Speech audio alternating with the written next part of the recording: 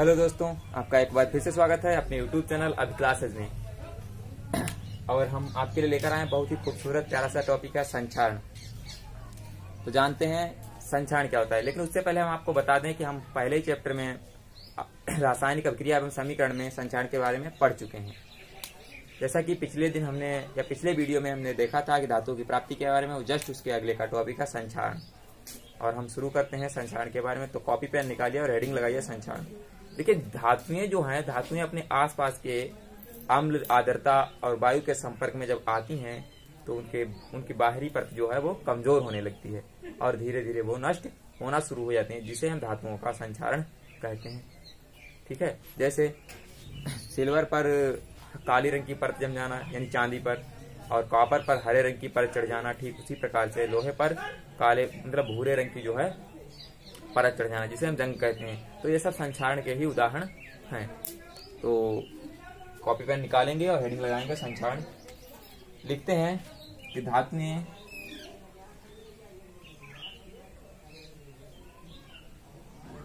अपने आसपास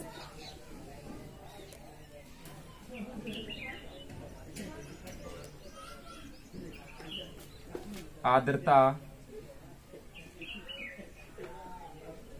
अम्ल तथा वायु के संपर्क में आकर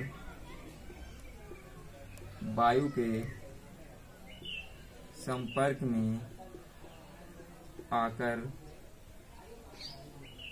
में आती हैं। धातुएं अपने आसपास के आर्द्रता, अम्ल तथा वायु के संपर्क में आती हैं तो उनकी ऊपरी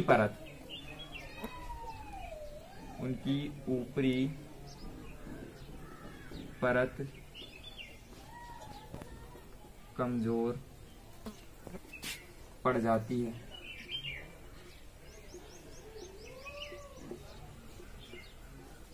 और धातुएं धीरे धीरे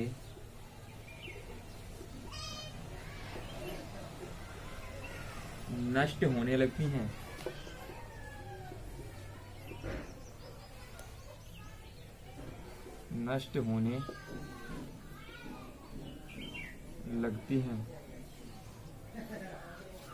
उदाहरण देख लेते हैं इसका।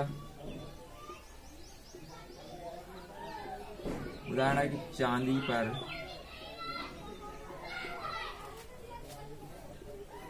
चांदी की सतह पर काले रंग की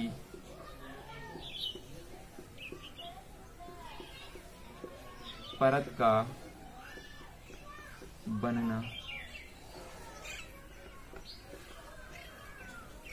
या कहते हैं कॉपर पर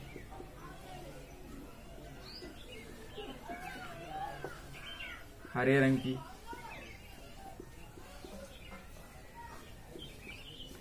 परत का जमना, या लोहे पर जंग लगना,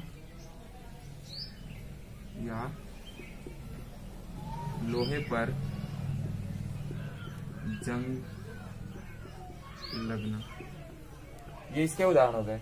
तो बात करते हैं सबसे पहले हम चांदी पर काले रंग की परत कैसे जमती है। तो इसमें सबसे पहले नंबर 1 हेडिंग लगाएंगे, चांदी पर काली परत का चढ़ना। तो देखिए, सिल्वर जो होती है, सिल्वर वायु की उपस्थिति में, भाई वायु में सल्फर मिली होती है, तो वायु में जो सल्फर मिली होती है उसके साथ क्रिया कर लेती है। चांदी वायु में मिली हुई सल्फर के साथ क्रिया कर लेती है और इस कारण उसका बाहरी रंग जो है वो काला पड़ जाता है, यानी सिल्वर सल्फाइड बना लेता है। तो कहेंगे कि सिल्वर वायु में उपस्थित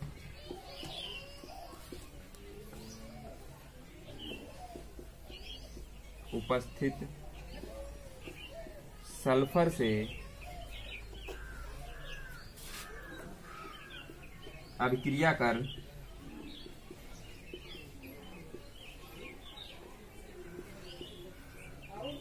सिल्वर जो है वो वायु में, मतलब वायु में उपस्थित सल्फर से अभिक्रिया कर लेता है और बनाता है सिल्वर सल्फाइड। अभिक्रिया कर सिल्वर सल्फाइड बनाता है।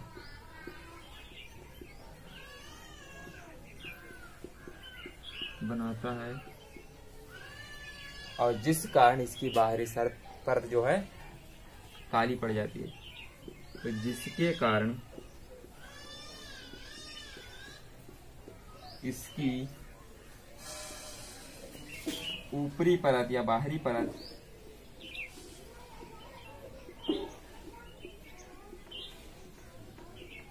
काली पड़ जाती है। ठीक है, नोट करो। नोट किया? मिटा रहे हैं? ठीक। दूसरा है कॉपर पर हरे रंग की परत का बनना या जमना।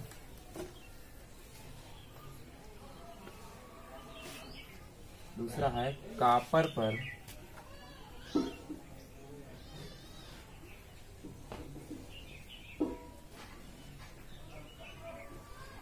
हरे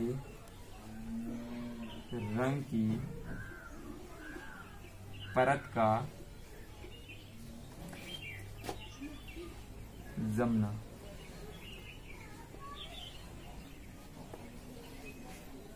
तो कॉपर जो है, कॉपर में जिसे कार्बन के ऑक्साइड मिले होते हैं वायु में, तो कॉपर आर्द्रता के साथ कार्बन के ऑक्साइड के साथ अभिक्रिया कर लेता है।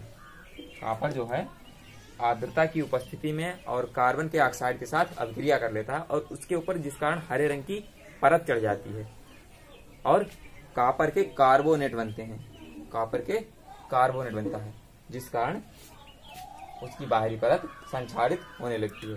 तो लिखेंगे कॉपर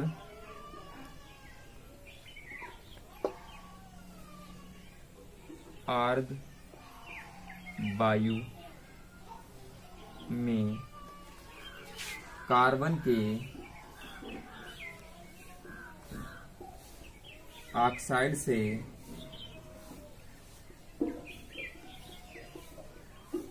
अभिक्रिया कर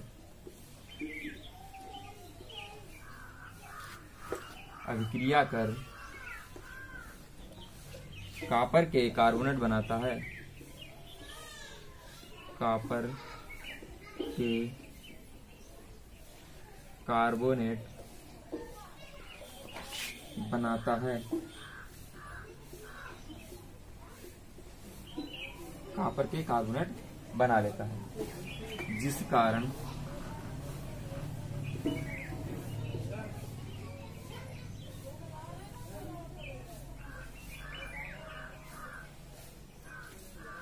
कॉपर की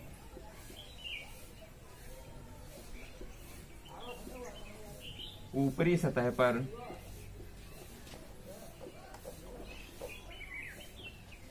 हरे रंग की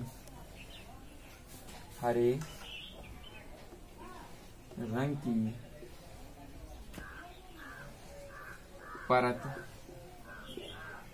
चढ़ जाती है।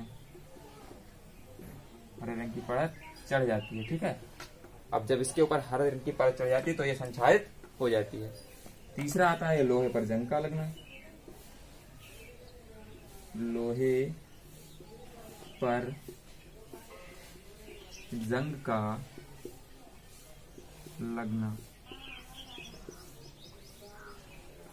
तो लोहा जो है आर्द्रता मतलब नम वायु में लोहा जो है वो अभिक्रिया कर लेता है जिसके कारण लोहे के ऊपर भूरे रंग की परत जम जाती है जिसे हम जंग कहते हैं, इसकी नमी की उपस्थिति में। तो कहेंगे नमी व वायु की उपस्थिति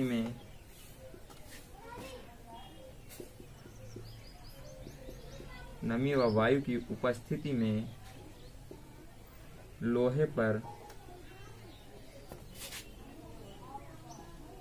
लाल भूरे रंग की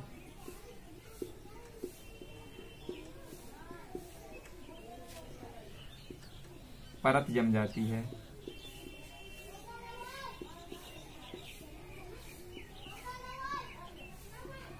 जिसे जंग कहते हैं। जंग कहते हैं। हेडिंग डालेंगे संक्षारण से बचाव। संक्षारण से बचाव। अब देखो संक्षारण से बचाव क्या है। तो संक्षारण से बचाव के लिए हम लोहे, जैसे लोहे पर अगर जंग लगती है तो उससे बचाने के लिए हम उस पर पेंट करते हैं, उस पर तेल लगाते हैं, ग्रीस लगाते हैं, या उसे मिश्र धातु में बदल लेते हैं, और इससे हमें इसके संक्षारण से इसे बचाया जा सकता है। तो लिखेंगे लोहे को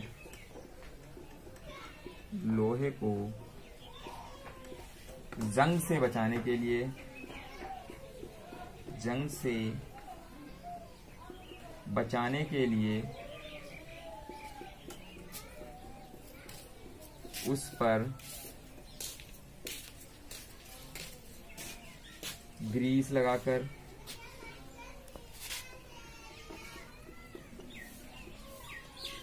तेल लगाकर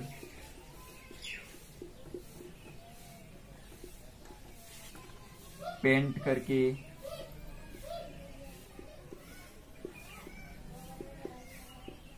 और मिश्र धातुओं में बदलकर, और मिश्र धातुओं में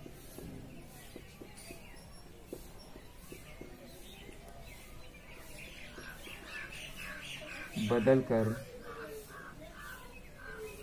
दिया जाता है, मिश्र धातु में बदल दिया जाता है।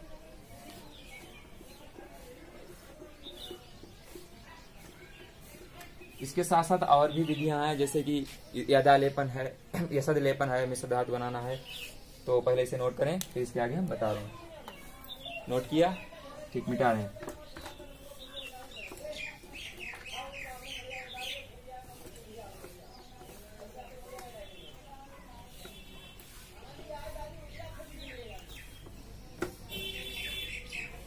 तो हम हेडिंग लगाएंगे यसद लेपन। यसद लेपन। तो देखिए धातुएं जो होती हैं, धातुओं पर हम जस्ते की पतली परत चढ़ा देते हैं, धातुओं पर जस्ते की पतली परत चढ़ा देते हैं, जिस क्रिया को हम यसद लेपन कहते हैं। तो लिखेंगे लोहा तथा इस्पात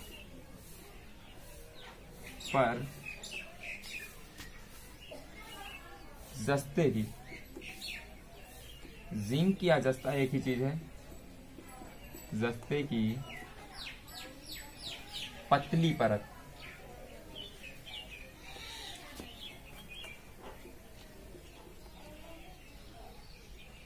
चढ़ा देते हैं, जिससे इसे संक्षारण से बचाया जा सकता है, इसे संक्षारण से बचाया जा सकता है।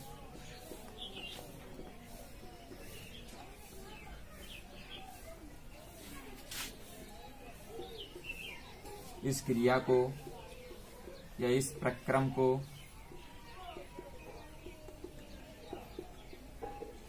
यसद लेपन कहते हैं।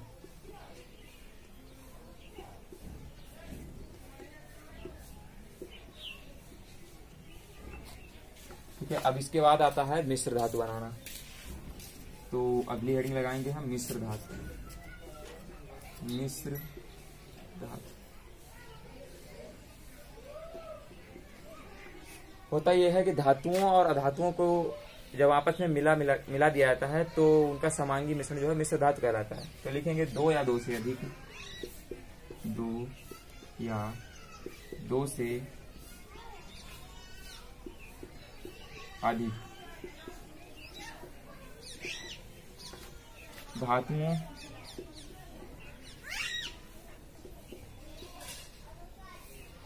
या अधातुओं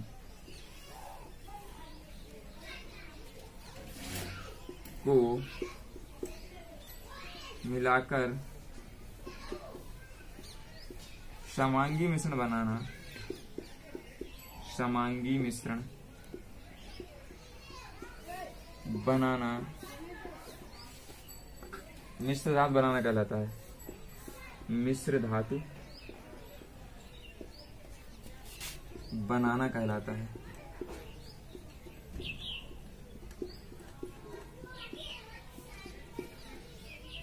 जैसे देख लेते हैं इसका उदाहरण, पीतल।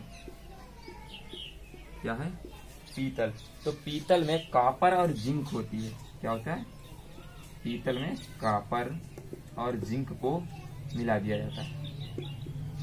कॉपर और जिंक इन दोनों को मिला दिया जाता है। ठीक उसी प्रकार से कांसे में कॉपर और टिन को मिलाया जाता है। कांसा जो है, कांसे में कॉपर और टिन को मिलाया जाता है। फिर आता है सोल्डर, एक होता है जिसे रांगा कहते हैं। तो सोल्डर में लेड और टिन होता है। क्या होता है? लेड और टिन। बस आदि कर लो। तो आज का टॉपिक यहीं पर समाप्त होता है और कल से एक नए चैप्टर पर हम पहुंचते हैं। तब तक के लिए पढ़ाई करते रहिए। All the very best.